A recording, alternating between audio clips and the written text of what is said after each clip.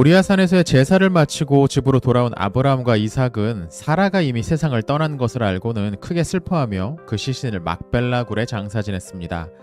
이삭은 어머니의 죽음을 슬퍼하면서 3년 동안 애곡을 하며 보냈습니다. 그리고 그의 나이가 41살이 되었을 때 리브가와 결혼을 했죠. 리브가는 이삭과 마찬가지로 아주 경건한 여성이었습니다. 그럼에도 불구하고 두 사람의 결혼 생활에는 큰 근심거리가 있었습니다. 바로 결혼을 한 지 20년이 되도록 아이를 낳지 못했다는 것이죠.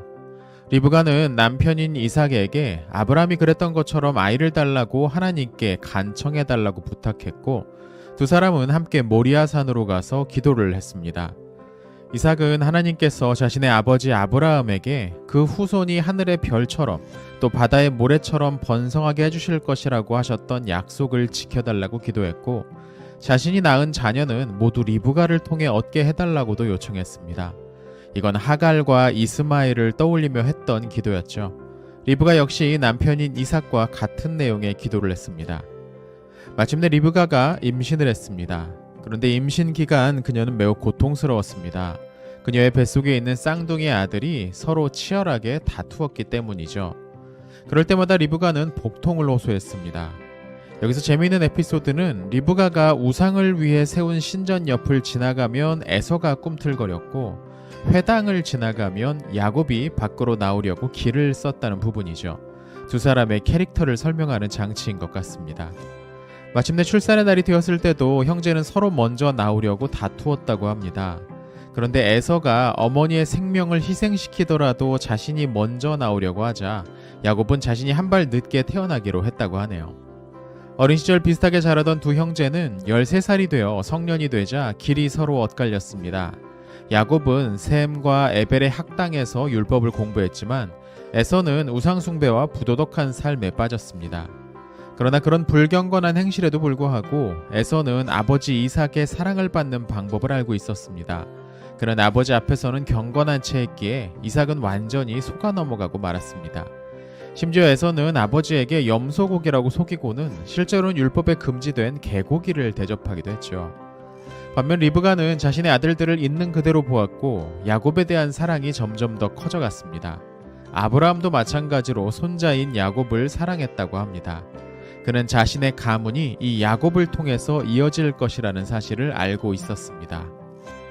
얼마 후 아브라함은 세상을 떠났습니다. 사실 그는 180세까지 살기로 예정되어 있었지만 에서 때문에 정해진 기간보다 5년 일찍 세상을 떠나야 했습니다. 사연은 이랬습니다. 한동안 가면을 쓰고 살았던 에서는 결국에는 자신의 본색을 드러냈습니다. 아브라함이 세상을 떠났던 그날 에서는 5가지의 악한 일을 저질렀습니다.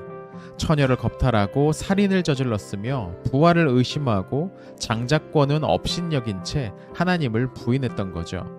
그러자 하나님은 아브라함이 에서가 저지른 악한 일들을 알고서 고통스러워할 것을 염려하시고는 그를 평안한 가운데 부르시겠다고 약속하셨던 것을 지키시기 위해 서둘러 데려가셨다는 거죠. 두 형제는 아버지 이삭과 함께 기근이 휩쓰는 동안 블레셋 땅에 머물다가 다시 가나안 남부 헤브론으로 이주했습니다.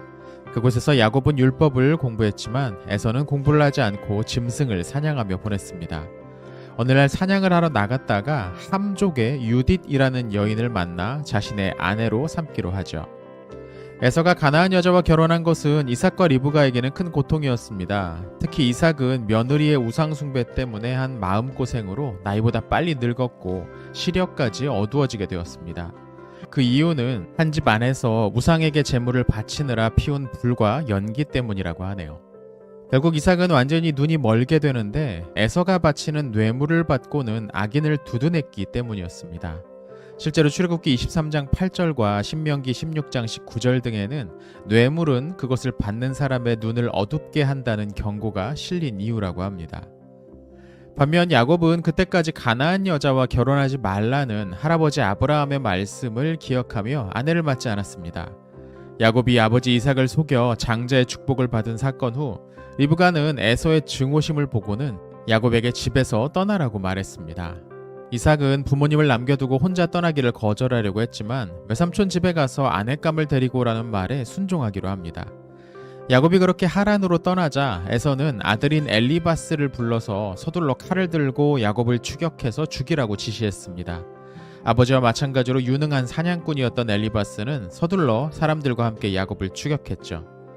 야곱은 추격자들에게 따라잡혔지만 자신이 가진 것을 다 줄 테니 목숨은 살려달라고 부탁했고, 엘리바스는 그의 말을 듣고는 차마 야곱을 죽이지 못하고 재물만 빼앗아 돌아왔습니다.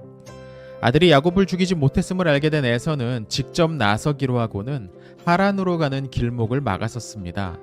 하지만 야곱은 에서의 의도를 눈치채고는 방향을 바꿔 요단강 쪽으로 향했고, 자신이 가지고 있던 지팡이로 강물을 쪼개어 맞은편으로 넘어가 추격을 뿌리치는 데 성공했습니다. 이후로도 하란으로 향하는 길은 기적의 연속이었습니다. 모두 5번의 기적이 일어나는데, 가장 먼저 야곱이 모리아산에 이르렀을 때 한낮인데도 하늘이 어두워지면서 그를 쫓던 에서가 추격을 그만둘 수밖에 없었던 사건이 있었습니다. 산 위에 올라 아브라함이 쌓았던 12개의 돌을 본 야곱은 하나님께 이 돌들이 합쳐져 하나가 된다면 자신이 12지파의 아버지가 되도록 예정되어 있음을 확실히 알 수 있을 것이라고 말했는데, 그 순간 그 돌들이 합쳐져 하나로 변하는 기적이 일어났습니다. 야곱이 그 돌에 자기의 머리를 대자 그것은 푹신한 베개처럼 부드러워졌습니다. 그날 밤 야곱은 장래 세계의 역사가 어떻게 흘러갈지를 보여주는 꿈을 꾸었습니다. 하늘까지 닿는 사닥다리가 놓였고 그 위에 천사들이 오르고 있었습니다.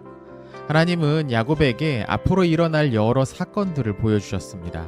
시내 산에서의 계시와 엘리야의 승천, 성전의 영광과 파괴가 그것이죠. 깜짝 놀라 잠에서 깬 야곱은 여기가 바로 하나님께 기도가 올라가는 하나님의 집이구나 하고 소리를 쳤습니다.